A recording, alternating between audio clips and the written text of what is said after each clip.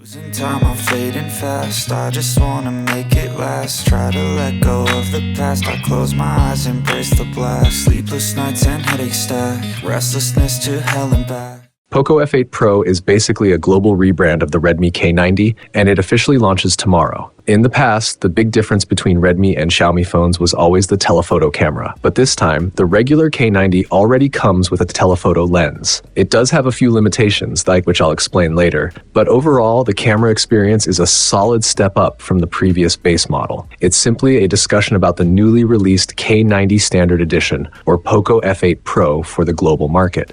A quick shout out to my tech partner from China for sharing this video. A big thank you for making this possible. Hey everyone, it's Mickey from TechMakey. If you love staying updated with the latest gadgets, make sure to subscribe and hit the notification bell so you never miss out on our exciting tech content. After the K80's all-in-one camera module, the K90 switches back to the K70 style layout with a big rectangular module and separate lenses. But the details have definitely improved. This time, Xiaomi uses a more advanced integrated cooling process, smoother than before. The matte back glass blends seamlessly into the glossy camera module glass, unlike the more abrupt, stitched look on the K70 series. Even though the separated lenses don't feel as unified as last gen, the black color variant I'm using hides that pretty well. Honestly, the black finish looks premium too. Still, I'd personally recommend going for the lighter colors. They make the front black bezels appear slimmer. I placed 4 Xiaomi phones side by side, and when you look closely at the black glass bezel, ignore the mid-frame.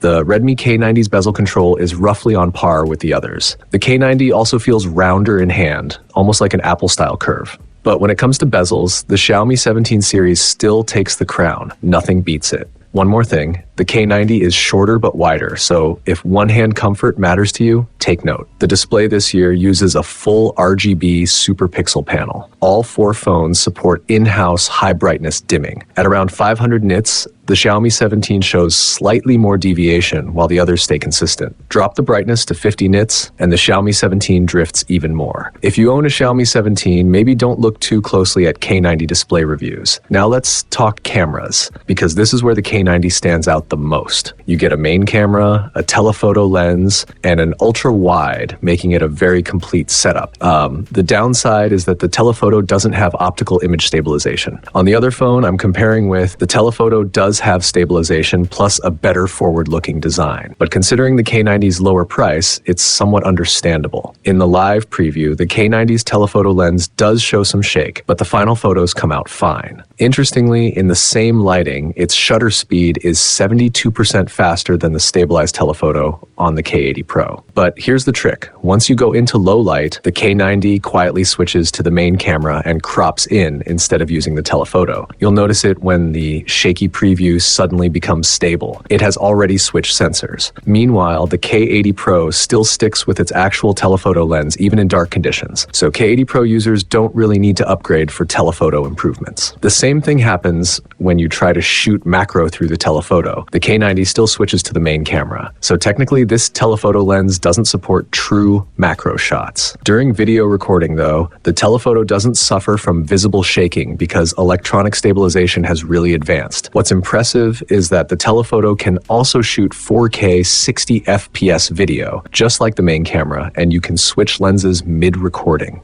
For example, if I cover half of the main camera with my finger and switch to telephoto, my finger disappears. That proves the telephoto is actually active. To me, just having a telephoto lens already makes a big difference. It's much better to have one than not have one at all. As for stabilization and other shortcomings, hopefully they get sorted out in the next generation. As for the rest of the lenses, the specs are fairly close and the image quality doesn't show any major differences, so I'll just flash some comparison shots on screen. When it comes to performance, the K90 runs on the Snapdragon 8 Elite, a chipset everyone already knows well, so I won't dive too deeply into the basics. I benchmarked it alongside 3 other phones at the same time, and these were the final scores. I've actually been using the K80 Pro as my daily driver for several months, and with more apps installed and long-term usage, its temperatures tend to stay on the lower side with very little fluctuation. The K90 feels much calmer in general, but long-term performance will need more time and testing. In honor of Kings at 120 FPS, there's even a built-in frame interpolation option, though you really don't need it.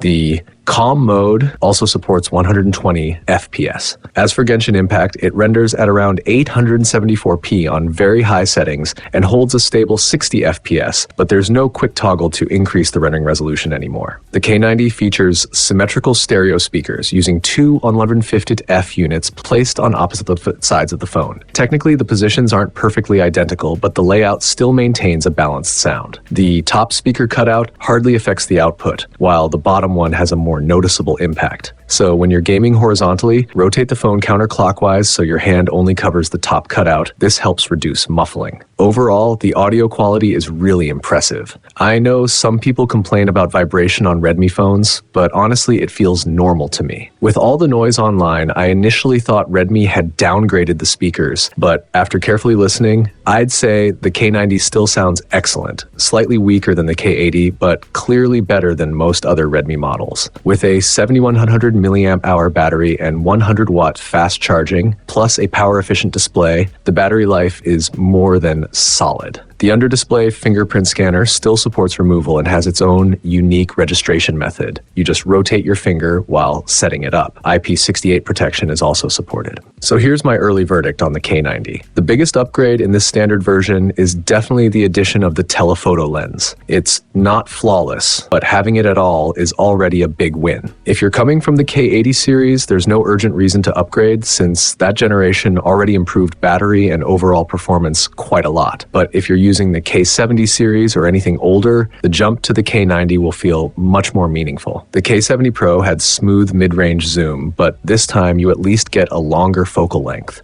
As for what comes next, maybe they'll call it the K100. I'm guessing it will finally bring optical image stabilization to the telephoto and possibly boost the battery capacity even more. What do you feel the K90 still needs? Drop your thoughts in the comments. That wraps up my review of the K90, or POCO F8 Pro for the global market.